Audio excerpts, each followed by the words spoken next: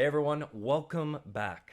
I have a total of 4,341 notes on my phone, and in this video, I am going to explain to you why. And as always, if you like the video, if you like this content, feel free to subscribe, turn on the bell icon. And if you have a book on creativity that you want me to go over, feel free to drop a comment below. But today, we're going to be talking about Austin Kleon's book, Show Your Work. 10 ways to share your creativity and get discovered. Now, as per usual, we're going to be going over 5 different points as to how to share your work, how to get discovered, what that actually looks like. Make sure to stick around to the end because the last point can either make or break your creativity in being discovered. Alrighty, so the first point we're going to be talking about in Brother Austin Kleon's book, Show Your Work, is the idea that we need to fall in love with the process and not the product. That is to say, we need to love the creative journey of trialing and erroring and making things that aren't great and not falling in love with the finished product. That is a polished video or a refined piece of pottery or the bulletproof business model. What you need to have is a desire to go on the journey, and you need to enjoy the journey of discovering what it actually is that you're trying to create. To put it more simply, you have to love the craft. I try to think about it long term. If you want to be a creative full time, or if you just want to create something on the side, you have to think about how much friction you're actually running into when you're creating things. If it becomes something that you're like,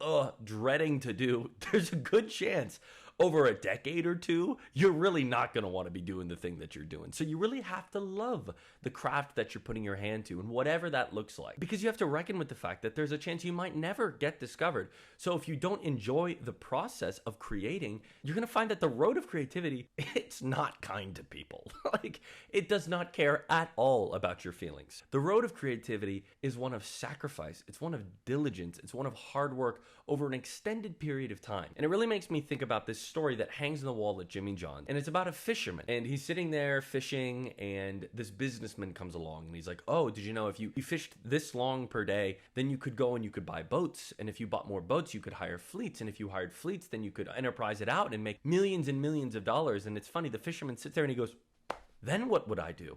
And he goes, well, you'll have time to sit down and relax and fish.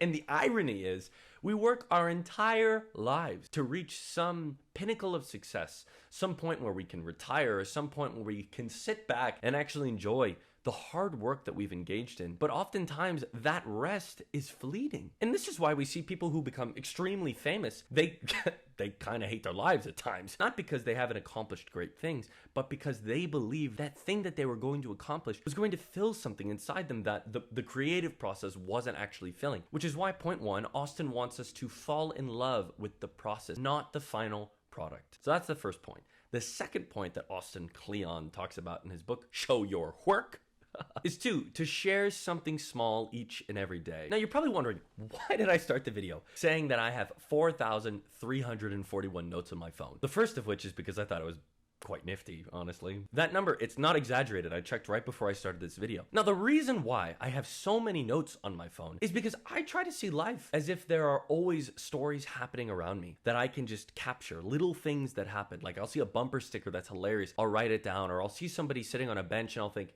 what's their story? And I'll start constructing these narratives around me. And I find it quite enjoyable. And I'll often tell the stories to my wife or to my friends. I'll be like, hey, I'm thinking about this idea. Or, oh, when I saw this, it really made me think of this. And the reason why we have to share something every single day is because if we're not sharing the stories that we have with our friends, with our loved ones, then oftentimes we won't ever end up sharing the stories that we construct, because we tend to be too particular about the stories that we do share and the ones that we don't. Oftentimes what you find when you share things on a daily basis is that other people have really good ideas as well.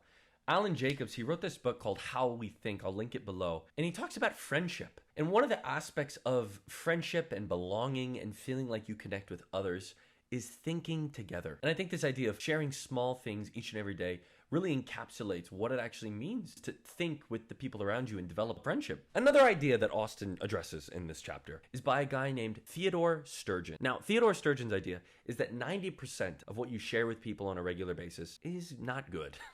It's pretty below average. But then there's that 10%. So if you're sharing something every single day with someone, Sturgeon's idea of that 90% not being good and 10% being good is that 10% you'll stumble upon these ideas and you're like, oh, this is actually not too bad.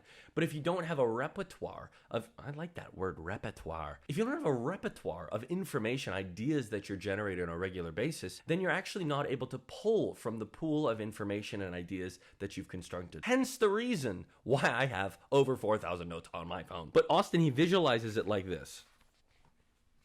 So you've got one day, and then you've got 1 month, and then the big reveal. You've got 1 year. Imagine if you were to share one of your ideas each and every day with someone, whether that be a friend or whether that be a stranger. Sharing your ideas, what it does is it roots the ideas deeper in our hearts and in our minds, so that when we are sitting down to write, or in my case, whenever I do sit down to write, I have all these stories and ideas that I'm able to weave into my writing. Anyways, I digress again. And that's the second point. Share something small each and every day. The third point is tell good stories. Life, don't get me going on my philosophical rants, but life is so beautiful.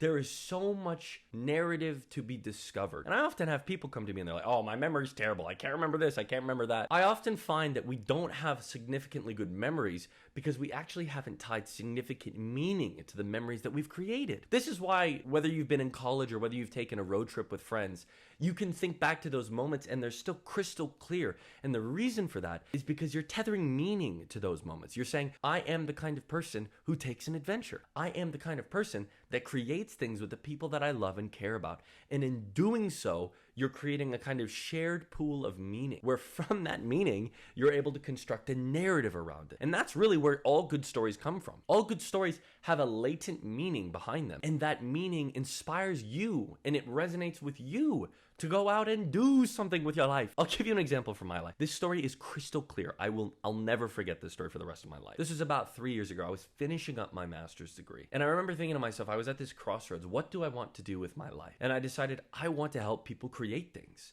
And so I reached out to one of my friends who has a creative agency.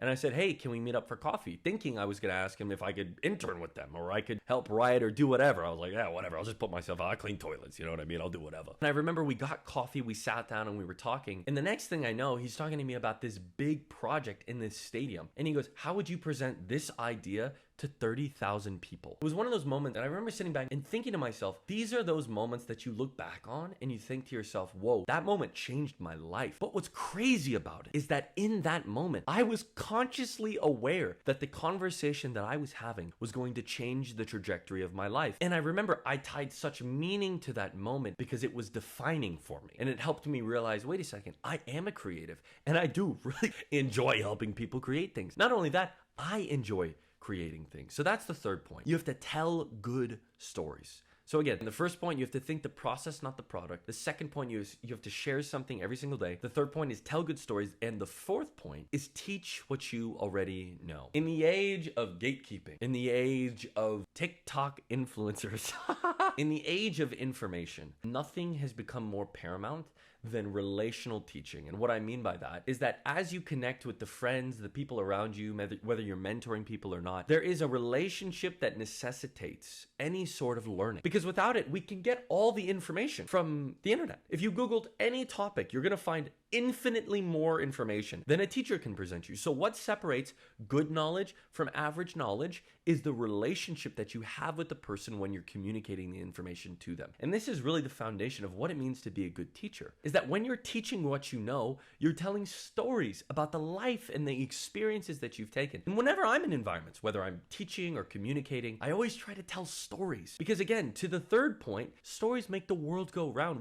I've said this before, we are narrative creatures. We tether meaning and complex ideas to the life experiences that we live. And it's from those ideas and life experience that life actually becomes meaningful. And so that's the fourth point. You have to gather the knowledge that you have, build the relationships with the people around you. Don't harbor all this information in. Share it with the people around you. Teach others what it means to create in the domain that you occupy. And so that's the fourth point. Teach others the thing that you know. And the fifth and final point, if you've stuck around this long, is this. Don't turn into human spam. There is nothing more frustrating than going through your emails and having to comb through hundreds of worthless emails that you get from random companies that you subscribe to or random places that you've given your email to. I don't know how they get our emails, to be honest with you. That's pretty wild. Who are they? I'm getting existential all of a sudden. This kind of ties closely with the second idea, which is sharing something every day. You don't want to just share garbage. Do you know what I mean? That 90% that isn't good, it doesn't mean that it's completely unthought about. The things that you're sharing with the people around you, especially in a public forum like this, they have to be thoughtful. They have to be productive. They have to be something that is going to add value to someone else's life. And you have to figure out a frequency that works within your audience base, or a frequency that works with your friends and your family. You know, the last thing you want is for people to tune you out because you've sent 15,000 emails about the product that no one cares about because, to point three, because you haven't given them good reason to tether their lives to whatever story that you're trying to tell with the platform that you've been given. And that's striking that fine line between a good creative and a great creative, is understanding how much should you output and how much should you think through and then eventually output when the time becomes right. Think about quality over quantity. So that's the fifth point. Don't turn into human spam. So to recap, think through the process that you're putting your energy and time to, not just the finished product. And are you loving it still? And if you're loving it, that means you're going to share it each and every day. And as you share it, you're going to tell story. They craft a narrative of what you're trying to present to the world around you. And as you keep doing that time and time again, you're going to learn some skills, and don't harbor those skills. Teach the people around you what it actually means to create in your area of influence. And fifth and finally, make sure that you're not spamming people with all the information in the world. If you like the video, feel free to share it with someone, share it with your mother, share it with your mother-in-law, share it with your sister, your brother, your friend, your neighbor, share it with whoever you want to share it with. And if you want to watch more about me yapping about books, follow the link below or click this video or that video, whatever video you want. I will see you very soon. Bye. Uh-oh, I have a sneeze coming on. Like, comment, and subscribe.